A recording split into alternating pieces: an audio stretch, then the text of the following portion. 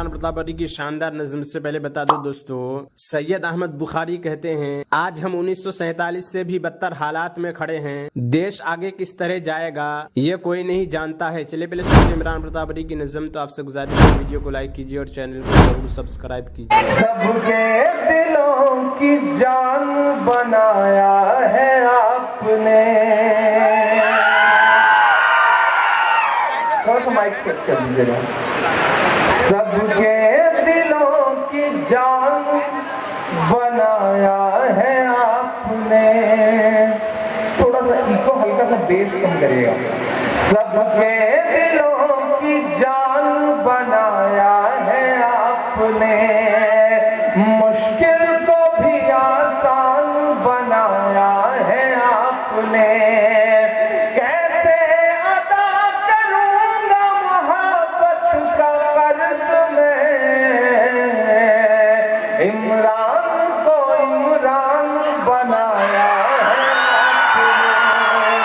इमरान को इमरान बनाया है आपने।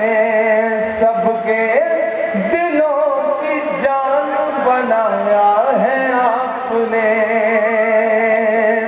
बहुत शुक्रिया, बहुत मोहब्बतें। अशोक भाई की जो कॉन्स्टिट्यूंसी है, जो मतदार संघ है, उसमें अलग इलाकों में जा रहा हूँ, लोगों से मुलाकात कर रहा हूँ, तो ये समझ में आ रहा है कि बहुत प्यारे और बहुत भोले लोग हैं आप।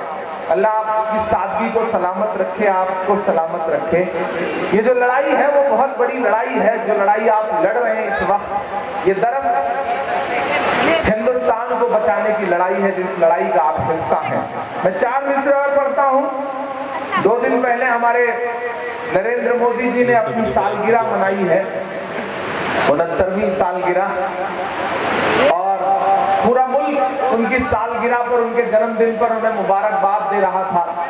मैंने भी उन्हें मुबारकबाद दी, लेकिन ये कहते हुए मुबारकबाद दी, जो मैंने कहा है वो मैं आपको सुनाता हूँ कि मोहब्बत भाईचारे के दीवाने दिन ही लौटा दो। मोहब्बत भाईचारे के दीवाने दिन ही लौटा दो। वो सस्ती दाल सब्जी के सुहाने दिन ही लौटा दो। वो सस्ती दाल सब्जी के सुहाने दिन ही लौटा दो। ये अच्छे दिन तो अंबानी अडानी को मुबारक हो। ये अच्छे दिन तो अंबानी अडानी को मुबारक हो। हमें ऐसा करो साहिब पुराने दिन ही लौटा दो। हमें ऐसा करो साहिब पुराने दिन ही लौटा दो। बहुत शुक्रिया, बहुत मोहब्बतें। बीच में 1-2 बच्चे हैं, बीच में चीख पड़ते हैं, पता नहीं कौन सी बीमारी है उनको। उन बच्चों को चुप करा करके रखे, बेटा ऐसे चुप हो जाओ जैसे पैदा ही नहीं हुए हो, तो चुपचाप बैठे रहो थोड़ी देर। बहुत अच्छा सुन रहे हैं आप, बड़े बुजुर्ग भी बड़ी तादाद में यहाँ इकट्ठा हैं। डाइस बहुत खूबसूरत है, बड़े अहम लोग डाइस पर बैठे हुए हैं। मैं 4 मिनट और पढ़ता हूँ, आप बहुत अच्छा सुन रहे हैं। अब धीरे धीरे आपको वो सब सुनाने की कोशिश करूंगा जिसके लिए या तो बहुत बदनाम हूं या बहुत मशहूर हूं। 4 मिसरे पढ़ता हूं साहब। पिछले 5.5-6 साल की जो हुकूमत है, इसने जमीन पर तो कोई काम नहीं किया। 57,000 करोड़ रुपया LIC का डूबने के कगार पर है। देश ऐसी मंदी के दौर से गुजर रहा है कि पिछले 70 सालों में देश ने ऐसी मंदी नहीं देखी है। लेकिन इवेंट चल रहा है साहब, नाटक चल रहा है। ऐसे में मैं 4 मिसरे पढ़ता हूं। ये सब तो अपनी जगह है, काम कुछ नहीं हो रहा है, वो अपनी जगह है।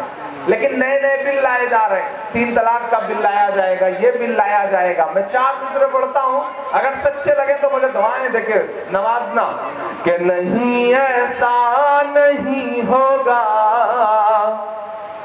कभी ऐसा नहीं होगा, नहीं ऐसा नहीं होगा, कभी ऐसा नहीं होगा, कभी ईमान का कुरान کا سودا نہیں ہوگا کبھی، ایمان کا قرآن کا سودا نہیں ہوگا۔ دوستو عمران پرتاپ گڑھی کی نظم سننے کے بعد آپ اپنی رائے میں کیا کہنا چاہتے ہیں وہ نیچے کمنٹ باکس میں ضرور بتائیں۔ آئیے دوستو منتخب احادیث کتاب سے کچھ احادیث سنتے ہیں۔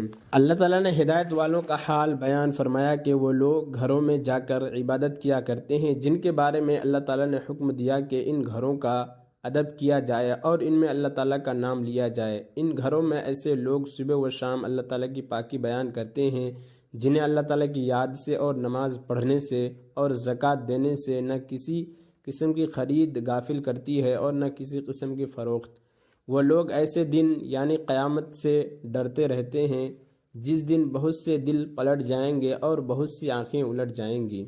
فائدہ ان گھروں سے مراد مساجد ہے اور ان کا ادب یہ ہے کہ ان میں جنابت کی حالت میں داخل نہ ہوا جائے، کوئی ناپاک چیز داخل نہ کی جائے، شور نہ مچایا جائے، دنیا کے کام اور دنیا کی باتیں نہ کی جائے، بدبودار چیز کھا کر نہ جایا جائے۔ حضرت ابو امامہ رضی اللہ عنہ روایت کرتے ہیں کہ رسول اللہ صلی اللہ علیہ وسلم نے ارشاد فرمایا، جو آدمی نماز کے ارادے سے وضو کرنے کے لیے اٹھتا ہے پھر اپنے دونوں ہاتھ گٹھوں تک دھوتا ہے تو اس کے ہتھیلیوں کے گناہ پانی کے پہلے قطرے کے ساتھ ہی جھڑ جاتے ہیں۔ پھر جب کلی کرتا ہے، ناک میں پانی ڈالتا ہے اور ناک صاف کرتا ہے تو اس کی زبان اور ہونٹوں کے گناہ پانی کے پہلے قطرے کے ساتھ ہی جھڑ جاتے ہیں۔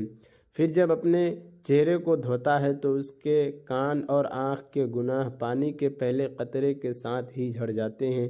پھر جب ہاتھوں کو کونیوں تک اور پیروں کو ٹخنوں تک دھوتا ہے تو اپنے ہر گناہ اور غلطی سے اس طرح پاک صاف ہو جاتا ہے جیسے آج ہی اس کی ماں نے اس کو جنا ہو۔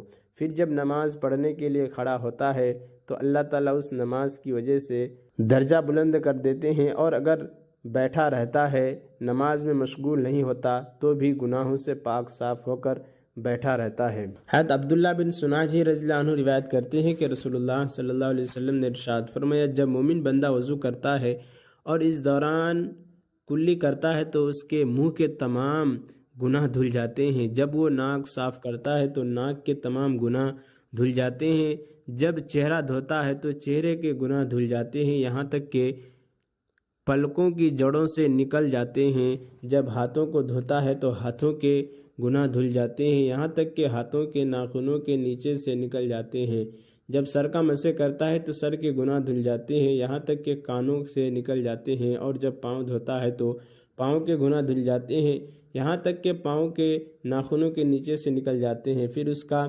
مسجد کی طرف چل کر جانا اور نماز پڑھنا اس کے لیے مزید فضیلت کا ذریعہ ہوتا ہے۔